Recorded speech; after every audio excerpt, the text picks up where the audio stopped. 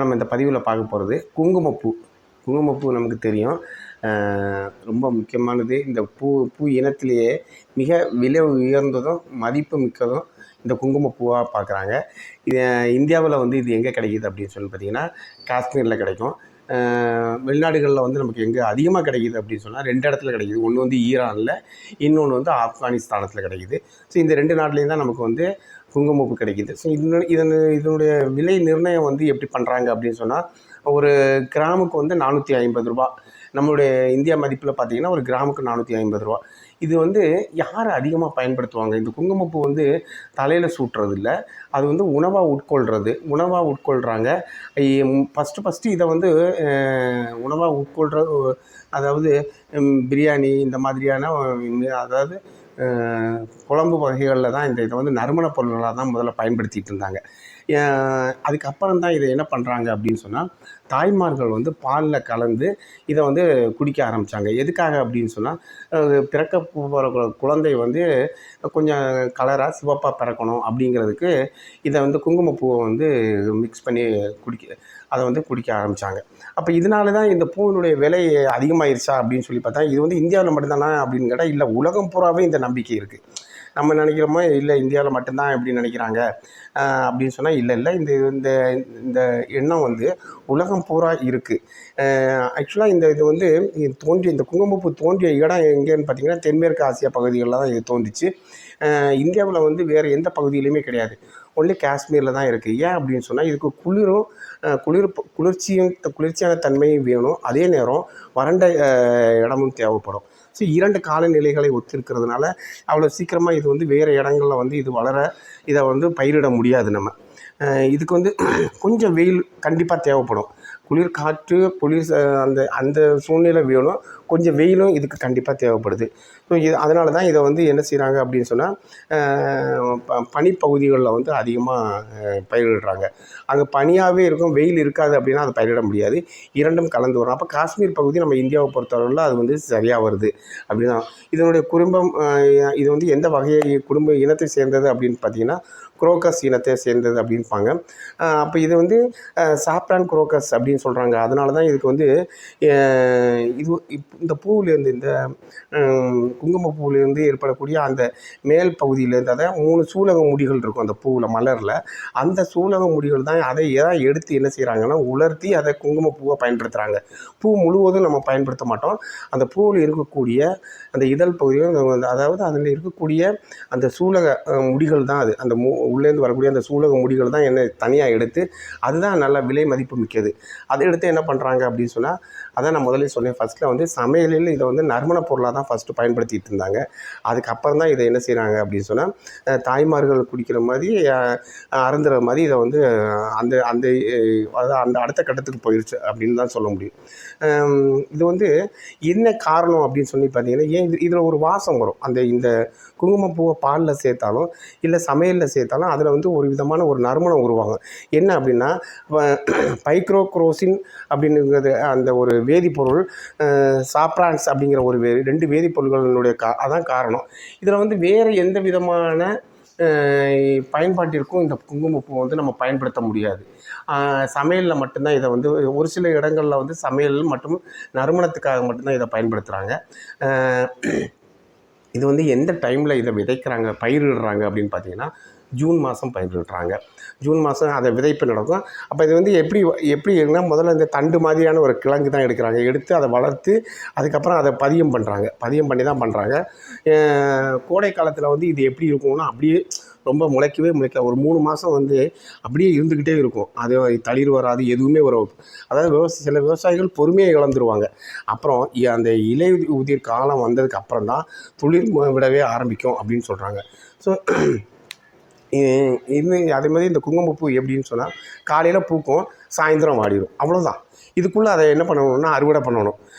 ஒரு எவ்வளோ பூக்கும் அப்படின்னு நம்மளாம் ஒரு சில பூக்கள் எல்லாம் பார்த்திங்கன்னா, சில தாவரத்தினுடைய பூக்கள் ரொம்ப நாள் இருக்கும், 15 நாள் இருக்கும். ஒரு சில பூக்கள் வந்து உடனே வாடிடும். ஆனால் இது வந்து சரியாக ஒரு காலையில் சூரிய உதயத்தில் இது பூத்திருச்சுன்னு சொன்னால், மாலைக்குள்ளே அதை என்ன செய்யணும்னா அறுவடை பண்ணிடணும். அதுக்கப்புறம் இதை விட்டுருந்தோம்னா இது வேஸ்ட்டாக போயிடும்.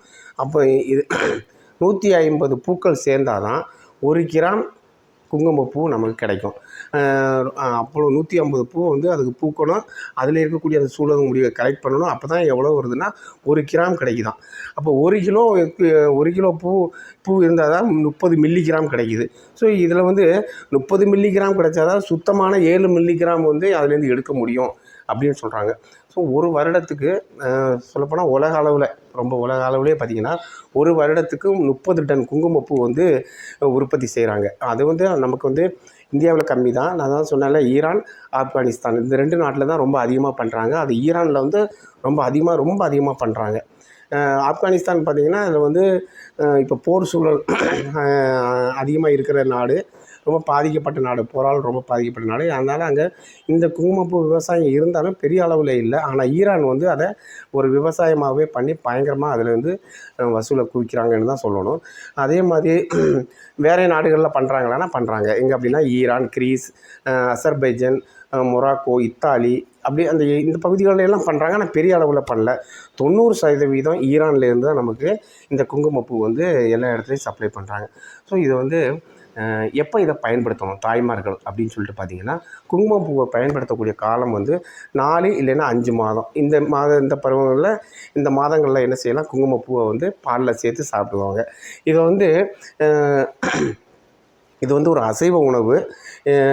பாலில் எப்போனா பாலில் கலந்து தான் கண்டிப்பாக குடிக்கணும். வேறு இதில் சாதாரணமாக தண்ணியில் மிக்ஸ் பண்ணி குடிக்கலாமா அப்படின்னு சொல்லி கேட்டால் இல்லை. ஆனால் இது வந்து சரியான முறை எது அப்படின்னு சொன்னால் பாலில் கலந்து குடிக்கிறது தான் சரியான முறை. அதே மாதிரி இந்த குங்குமப்பூவுக்கு வேறையும் சில குணங்கள் உண்டு. என்ன அப்படின்னு சொன்னால் இதய நோய், பக்கவாதம், உயர் ரத்த ஹை ப்ளட் ப்ரெஷரு, இந்த மாரடைப்பு வரக்கூடிய இந்த தன்மை எல்லாத்தையுமே, இந்த நோய்களை எல்லாமே இந்த குங்குமப்பூ வந்து தவிர்க்குது அப்படின்னு சொல்கிறாங்க. ஸோ இது வந்து அப்போது இந்த இந்த இந்த இந்த குங்குமப்பூவுக்கு சில மருத்துவ குணங்களும் இருந்திருக்கு அப்படிங்கிறது தான் உண்மை. இப்போ இதே மாதிரி இது வந்து என்ன செய்யுதுன்னா மன அழுத்தத்தை போக்குது, மூளையினுடைய ஹார்மோனுடைய அளவை சரி செய்யுது அப்படின்னு கூட சொல்கிறாங்க. மன அழுத்தத்தினுடைய எதிர்ப்பு மருந்தாக மன அழுத்தத்தினுடைய எதிர்ப்பு மருந்து அப்படிங்கிறாங்க. அதாவது நார்மல் செய்யுது அப்படிங்கிற மாதிரியும் சொல்கிறாங்க. அதே மாதிரி உடல் பருமனை இதை தொடர்ந்து சாப்பிட்டு வந்தோம்னா, இதை வந்து பாலில் சாப்பிட்டு அருந்தி வந்தோம்னா இதை வந்து என்ன செய்யுது அப்படின்னா உடல் வந்து ஒரு சமநிலையை வச்சிருக்கு. உடல் எடையை வந்து அதிகம் வராது. அதாவது ரொம்ப சதைகள் உருவாகிறது, கெட்ட கொழுப்புகள் இது எல்லாத்தையுமே இது தடுக்குது அப்படின்னு சொல்கிறாங்க. அது மட்டும் இல்லாமல் நினைவாற்றல் வந்து அதிகமாக இருக்குது. பெண் குழந்தைங்களுக்கு இதை கொடுத்தா அவங்க வந்து முக சருமம் வந்து என்ன செய்யுது, சரும பொலிவு வருது அப்படின்லாம் சொல்கிறாங்க. அதே மாதிரி கண் பார்வை திறன் அதிகரிக்குது இந்த குங்குமப்பூவால் அப்படின்னு சொல்கிறாங்க. ஸோ அதனால தான் என்ன செய்கிறாங்கன்னா 9வது மாதம் வரை, கடைசி 9வது மாதம் வரை தாய்மார்கள் வந்து என்ன செய்யலாம்னு சொன்னால் இந்த குங்குமப்பூவை சாப்பிட்டே வரலாம். அளவுக்கு அதிகமாக சாப்பிடக்கூடாது. நமக்கு தேவைக்கு சிறிதாக தான் இதை பயன்படுத்தணும். ரொம்ப அதிகமாக பயன்படுத்தக்கூடாது. அதிகமாக பயன்படுத்தினால் இதில் வந்து வேறு நமக்கு வந்து சில பிரச்சனைகள் வர வாய்ப்பு இருக்கும். ரொம்ப அதிகமாக பயன்படுத்திகிட்டே இருந்தோம். ஒரு சிலருக்கு வந்து பேராசை அதிகமாக இருக்கும். குழந்தை வந்து சிவப்பாக வரணும், நல்ல சிவப்பாக வரணும் அப்படின்னு சொல்லிட்டு என்ன செய்வாங்கன்னா பாலில் அதிகமாக சேர்த்து சாப்பிடுவாங்க. அவங்களுக்கு மயக்கம், அதாவது சில சமயத்தில் உடல் வலி அந்த மாதிரியான வந்துடும். திடீர்னு ஏற்படும். வாமிட் வரும். அதே மாதிரி வந்து வயிற்றில் வந்து ஒரு குமட்டல் மாதிரியும், அது மாதிரி ஏதோ ஒரு சவுண்டு மாதிரியும் வந்துகிட்டே இருக்கும். அது மாதிரி ஒரு சிலருக்கு வந்து ஆசன வாயில் வந்து ரத்தம் கூட வெளியேறக்கூடிய வாய்ப்பு இருக்கும்.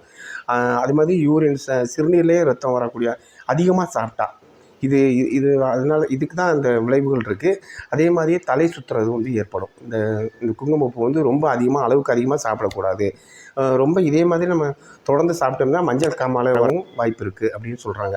ஸோ இதை எப்படி நம்ம போலி சரி, ஓகே, இந்த விளைவுகளெல்லாம் நம்ம தெரிஞ்சுக்கிட்டோம். சரி, குங்குமப்பூ நம்ம சாப்பிட்ற குங்குமப்பூ உண்மையிலே அது குங்குமப்பூ தானா, அப்படி எப்படி போலி, எது உண்மை எது பொய் அப்படின்னு சொல்லி தெரிஞ்சுக்கிட்டோம்னு சொன்னால் ரொம்ப சிம்பிளாக ஒன்று பண்ணலாம்.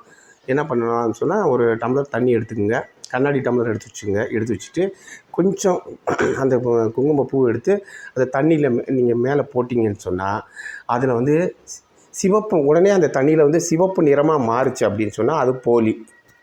நல்லா ஞாபகம் வச்சுக்கோங்க, அது போலி. அதில் வந்து சாயம் கலந்துருக்காங்க. கண்டிப்பாக அது வந்து உண்மையான குங்குமப்பூவே கிடையாது.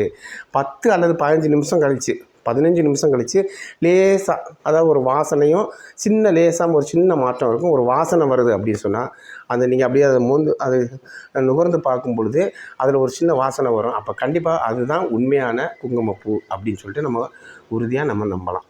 ஸோ குங்குமப்பூ வந்து நம்ம தேவையான சிறிய அளவு பயன்படுத்தணும். அதிகமான அளவு பயன்படுத்தக்கூடாது. அளவுக்கு மிஞ்சினால் அமிர்தமும் நஞ்சு அப்படின்னு சொல்லுவாங்க. ஸோ அதே மாதிரியானது அது இதுக்கும் பொருந்தும், குங்குமப்பூக்கும் பொருந்தும். மீண்டும் இதே மாதிரியான தகவலோடு அடுத்த பதிவில் சந்திக்கலாம். நன்றி.